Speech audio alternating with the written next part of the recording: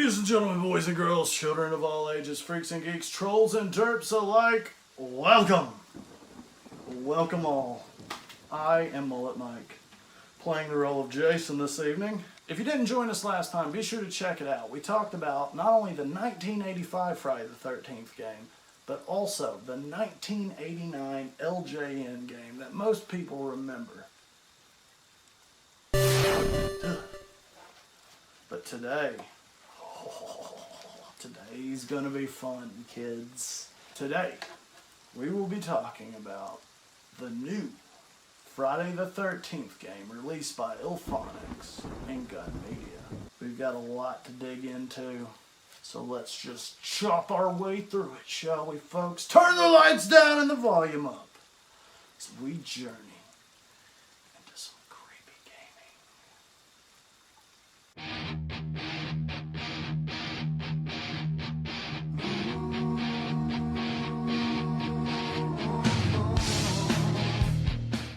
Happy Friday the 13th, happy Halloween, happy October, happy folks.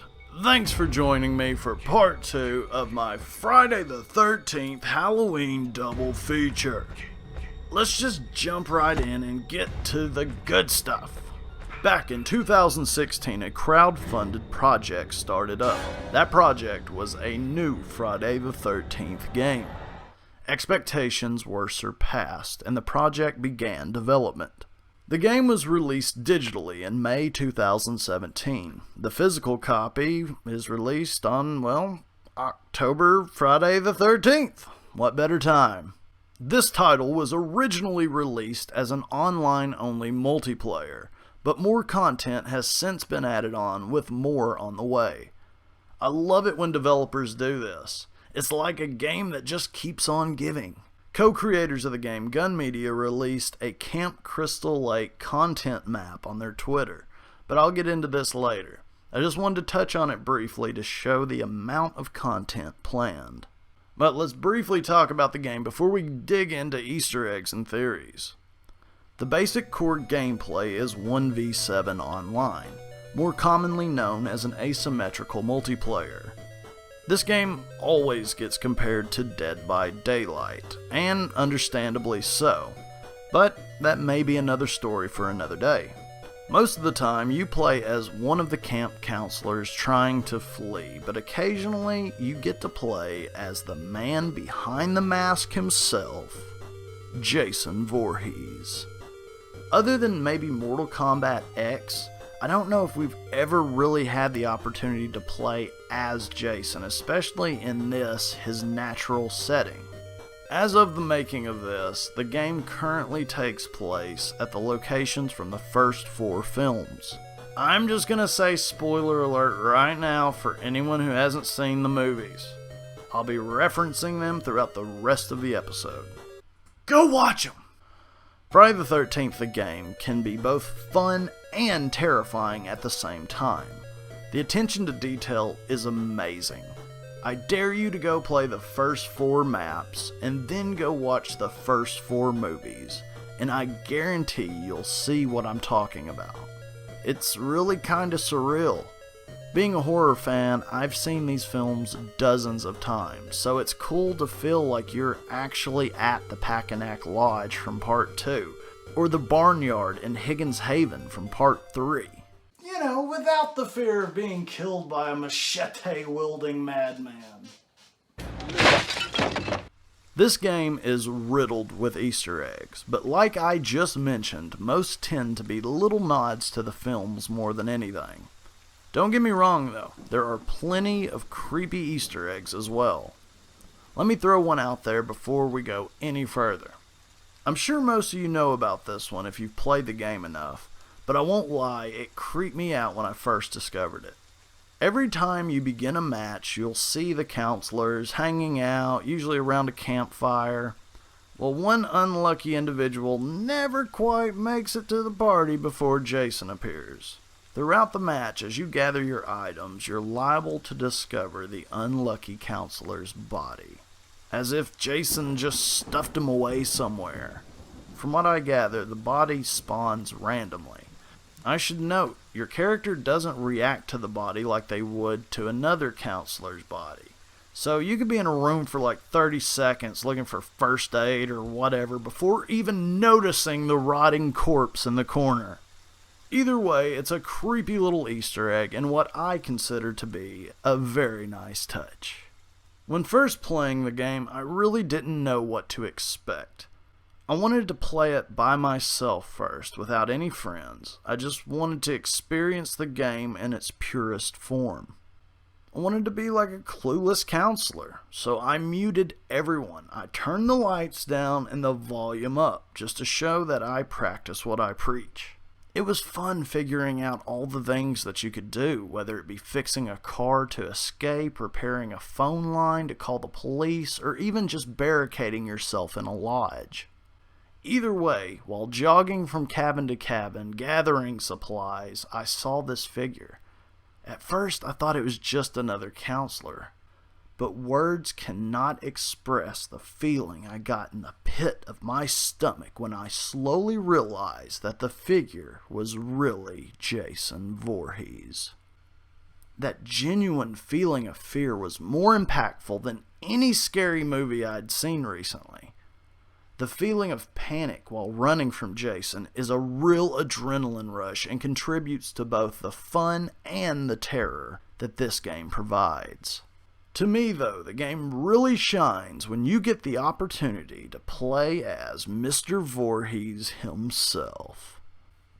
After my initial experience, I gathered up my friends and we have been playing religiously ever since. Anytime you get a group of people together in a multiplayer experience, comedy is sure to ensue.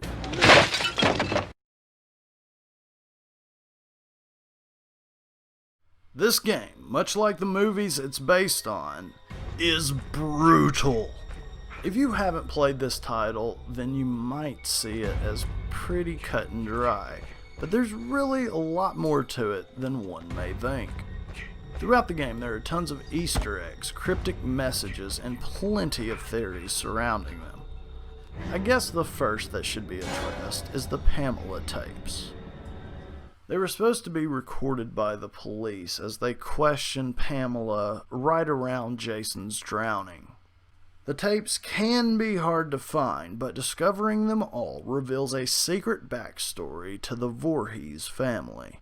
Since the tapes are so rare, I'll play for you some of the creepiest moments and biggest revelations. Again, spoilers. In the second tape, it is revealed that Pamela was actually a cook at Camp Crystal Lake, which explains how she witnessed the promiscuous counselors and Jason's actual drowning. It might have been addressed elsewhere, but I've always wondered about that. It is also in tapes 2 and 3 that Pamela reveals that she could hear Jason call out to her for help, almost as if the two used telepathy, which wouldn't be too far-fetched considering part 7. This is also where we first hear Pamela do the creepy Jason talk. Let's listen in. You don't understand. I heard him. I heard my Jason calling for me from the lake. He was calling for his mother. Mommy, help, Mommy. Help me, Mommy. If you've read any of the comics, then you probably know about Elias Voorhees. In tapes 6 and 7, we hear a truly disturbing revelation. You said Jason was your only child, that's correct? Jason is my only son. And his father, deceased since 19... I don't know. I don't know where he is. You mean where he's buried, ma'am? No. I don't know where Jason's father is. I haven't seen him since he... Let me see that. Mrs. Voorhees, this statement says you are widowed, that your husband is dead. My husband was killed, but he was not Jason's father. So you were married before, ma'am? No, this man did not marry me. We met... It doesn't matter where we met. He held me down by my throat. He forced himself...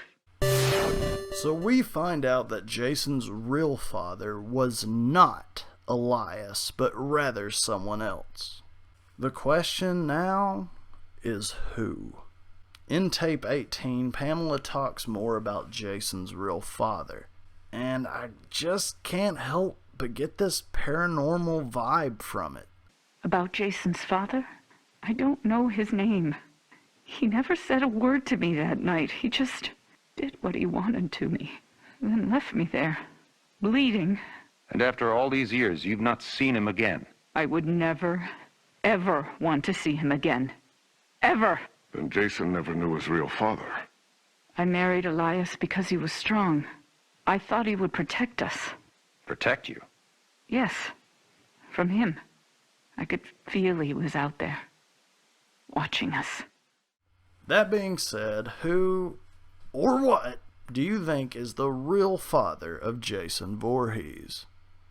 As of the making of this Halloween special, the developers from Gun Media have released this cryptic image showing 8 dots, one of which is a light blue.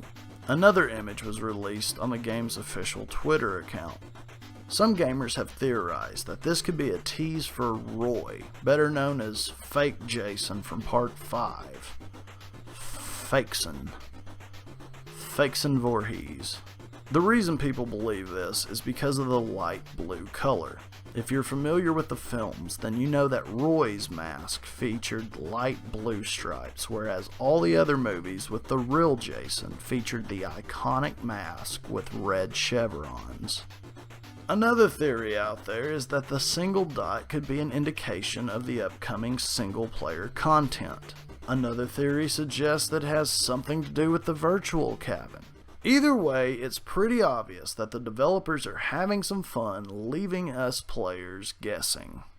Speaking of the virtual cabin, IllFonic and Gun Media have announced Virtual Cabin 2.0. This tech demo of sorts was a great way to see what type of atmosphere the game was going to bring, and the first-person perspective just made it that much creepier. The original Virtual Cabin was littered with Easter eggs, but most of them, like I had said earlier, were just references and ties to the original films. It really showcased the attention to detail this title was going to present. There was one creepy Easter egg I found, however.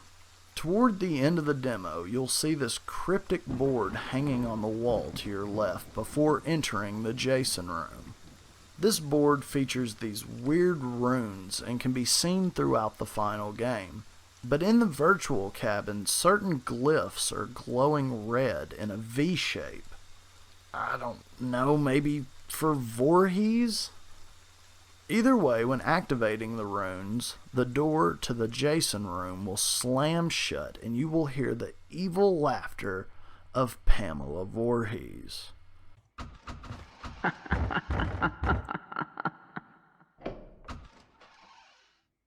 This game is scary enough when it's just some slasher running around, but throw in the ghost of paranormal Pamela and it just adds to the creepy factor.